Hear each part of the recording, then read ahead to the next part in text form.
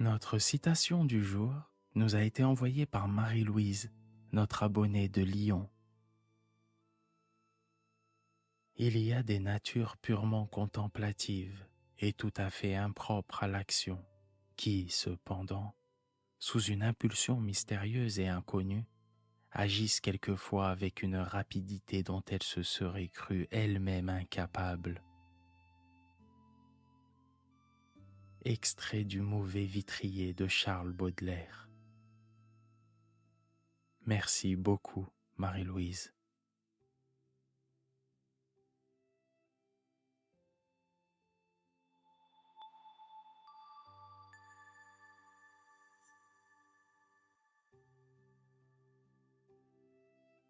Bienvenue dans votre bulle de repos et de bien-être.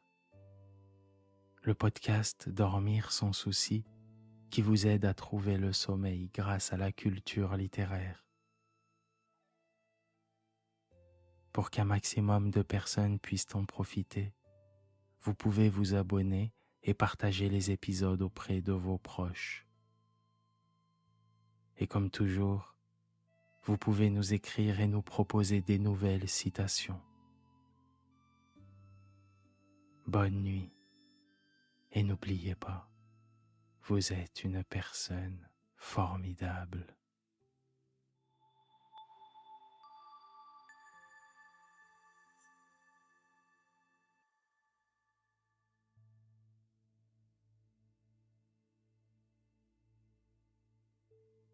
Nous allions sortir de l'asile quand j'aperçus dans un coin de la cour un grand homme maigre qui faisait obstinément le simulacre d'appeler un chien imaginaire. Il criait d'une voix douce, d'une voix tendre. « Cocotte, ma petite cocotte, viens ici, cocotte, viens ma belle !» en tapant sur sa cuisse comme on fait pour attirer les bêtes.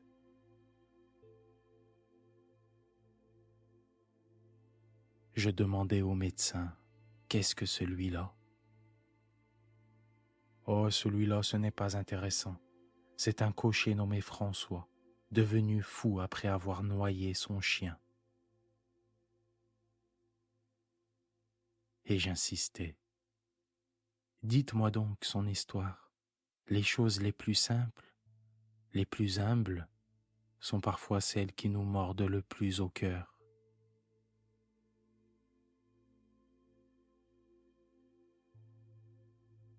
Et voici l'aventure de cet homme qu'on avait su tout entière par un palefrenier, son camarade.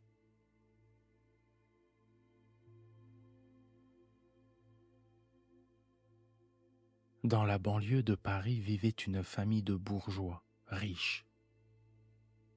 Ils habitaient une élégante villa au milieu d'un parc, au bord de la Seine. Le cocher était ce François, gars de campagne, un peu lourdeau, bon cœur, niais, facile à duper. Comme il rentrait un soir chez ses maîtres, un chien se mit à le suivre. Il n'y prit point garde, mais l'obstination de la bête à marcher sur ses talons le fit bientôt se retourner. Il regarda s'il connaissait ce chien. Non, il ne l'avait jamais vu.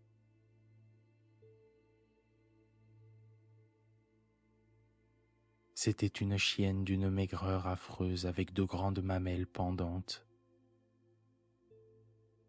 Elle trottinait derrière l'homme d'un air lamentable et affamé. Queue entre les pattes, oreilles collées contre la tête, et s'arrêtait quand il s'arrêtait, repartant quand il repartait. Il voulait chasser ce squelette de bête et cria « Va-t'en, va-t'en, veux-tu bien te sauver? Où? Où ?»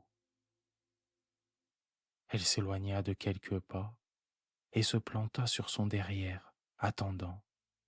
Puis, dès que le cocher se remit en marche, Elle repartit derrière lui.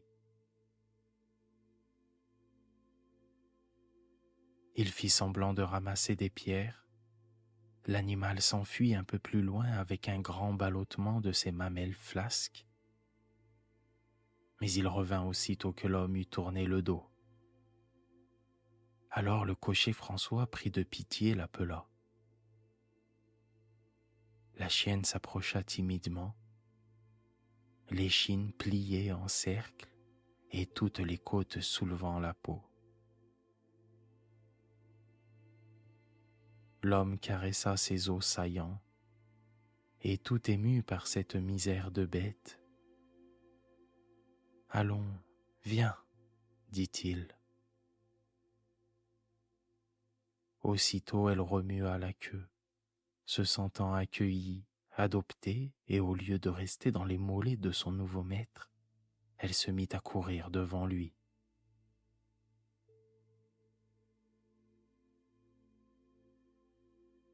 Il l'installa sur la paille de son écurie, puis il courut à la cuisine chercher du pain. Quand elle eut tout mangé, elle s'endormit, couchée en rond.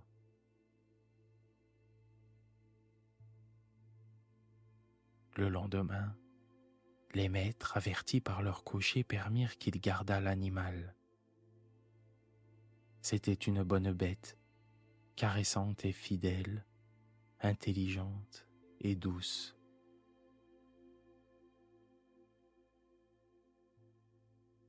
Mais bientôt on lui reconnut un défaut terrible.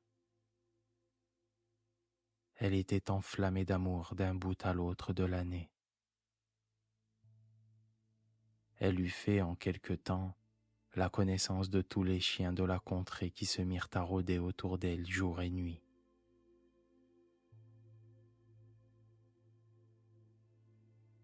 Elle leur partageait ses faveurs avec une indifférence de fille, semblait au mieux avec tous, traînait derrière elle une vraie meute composée de modèles les plus différents de la race aboyante. Les uns gros comme le poing, les autres grands comme les ânes. Elle les promenait par les routes en des courses interminables. Et quand elle s'arrêtait pour se reposer sur l'herbe, il faisait cercle autour d'elle et la contemplait, la langue tirée.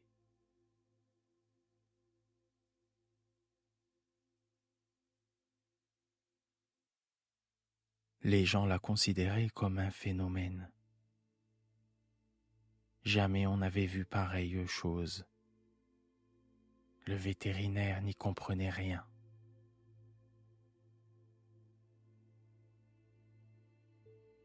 Quand elle était rentrée le soir en son écurie, la foule des chiens faisait le siège de la propriété. Ils se faufilaient par toutes les issues de la haie du parc, dévastaient les plates-bandes, arrachaient les fleurs, creusaient des trous dans les corbeilles, exaspérant le jardinier. Et ils hurlaient des nuits entières autour du bâtiment où logeait leur ami, sans que rien les décidât à s'en aller.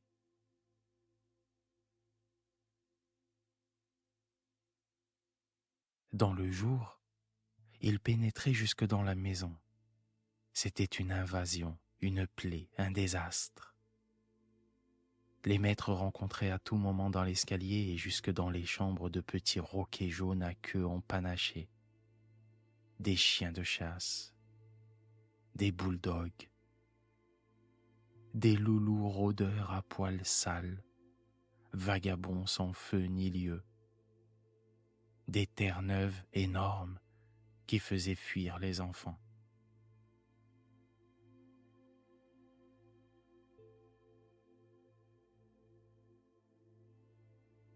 On vit alors dans le pays des chiens inconnus à 10 lieues à la ronde, venus on ne sait d'où, vivant on ne sait comment, et qui disparaissaient ensuite.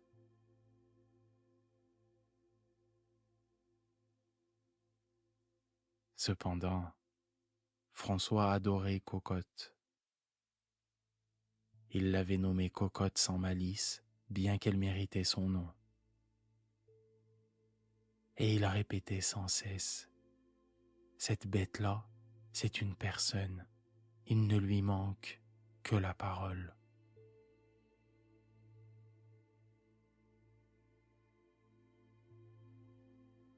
Il lui avait fait confectionner un collier magnifique en cuir rouge qui portait ces mots gravés sur une plaque de cuivre: Mademoiselle Cocotte, au cocher François. Elle était devenue énorme.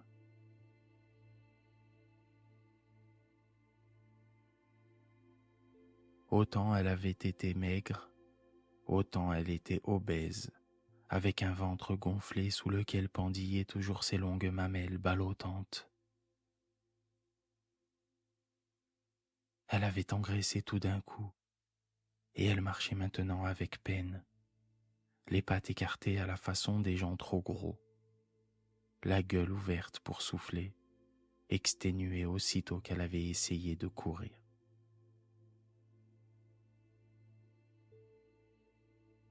Elle se montrait d'ailleurs d'une fécondité phénoménale,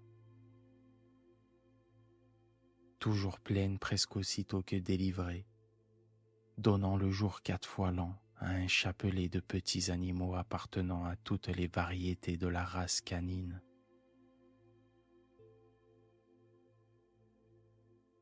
François, après avoir choisi celui qu'il lui laissait pour passer son lait, ramassait les autres dans son tablier d'écurie et allait sans apitoiement les jeter à la rivière.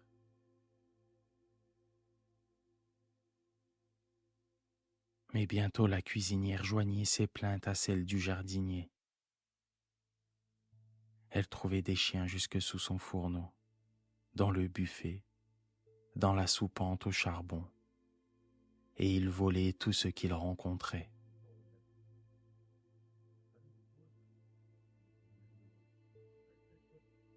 Le maître, impatienté, ordonna à François de se débarrasser de Cocotte.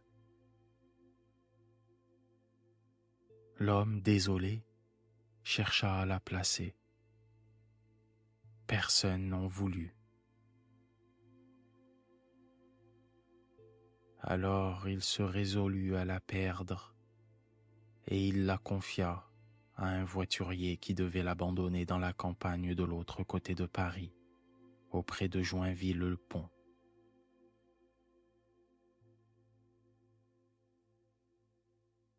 Le soir même, Cocotte était revenue.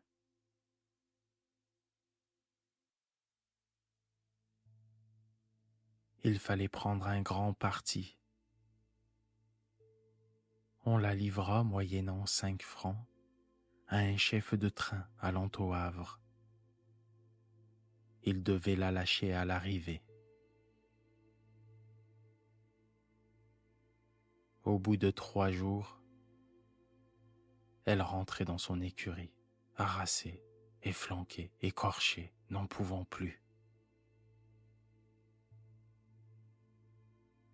Le maître, apitoyé, n'insista pas.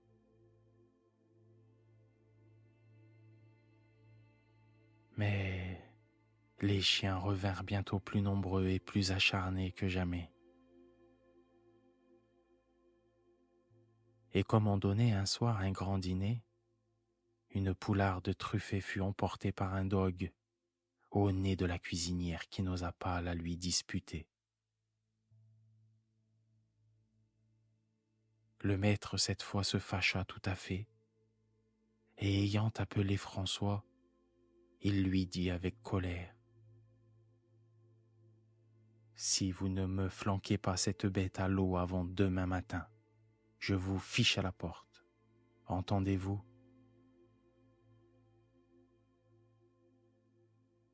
L'homme fut atterré, et il remonta dans sa chambre pour faire sa malle, préférant quitter sa place.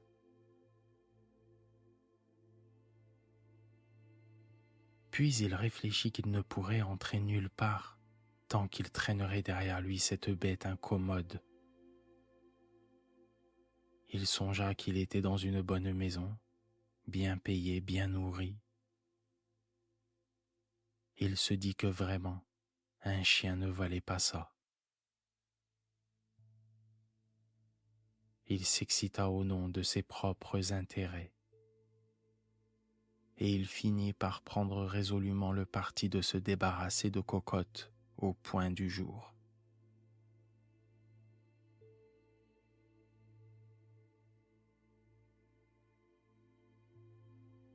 La nuit, il dormit mal, cependant.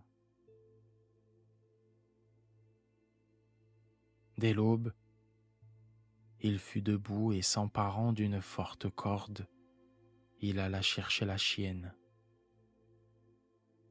Elle se leva lentement, se secoua, étira ses membres et vint fêter son maître.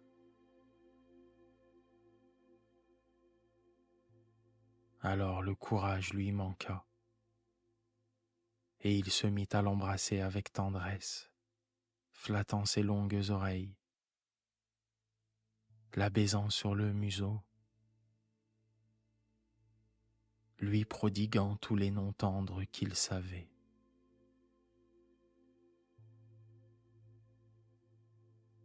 Mais une horloge voisine sonna 6 heures. Il ne fallait plus hésiter.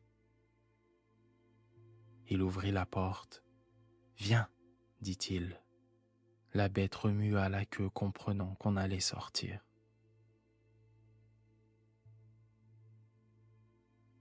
Ils gagnèrent la berge et il choisit une place où l'eau semblait profonde. Alors, il noua un bout de la corde au beau collier de cuir et ramassant une grosse pierre, il l'attacha à l'autre bout.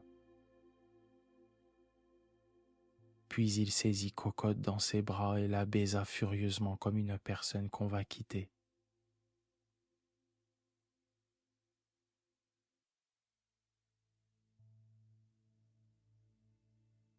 Il la tenait serrée sur la poitrine, la berçait, l'appelait ma belle Cocotte, ma petite Cocotte, et elle se laissait faire en grognant de plaisir.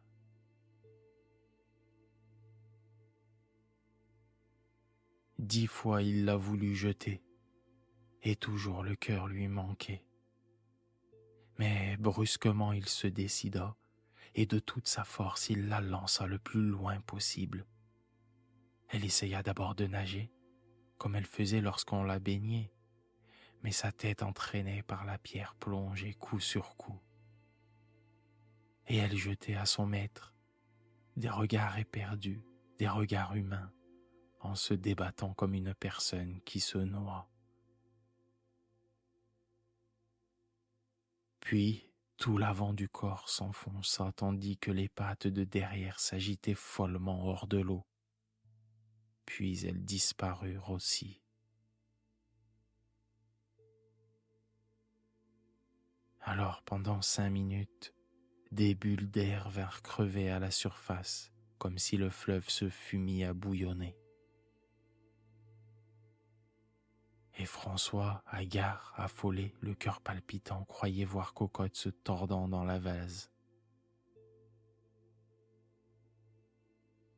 Et il se disait dans sa simplicité de paysan: « Qu'est-ce qu'elle pense de moi, cette heure-ci, cette bête ?» Il faillit devenir idiot.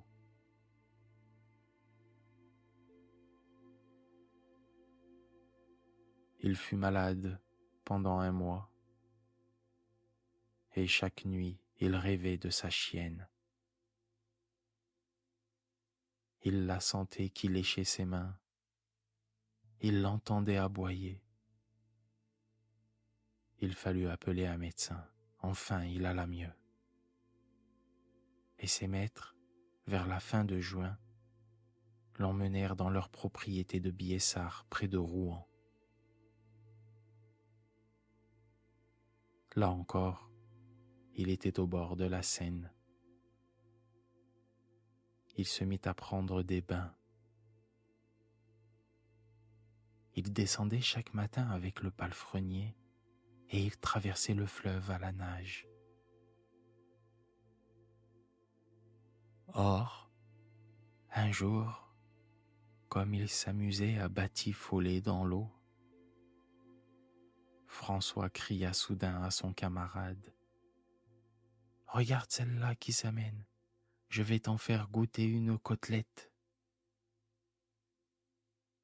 C'était une charogne énorme, gonflée, pelée, qui s'en venait, les pattes en l'air en suivant le courant.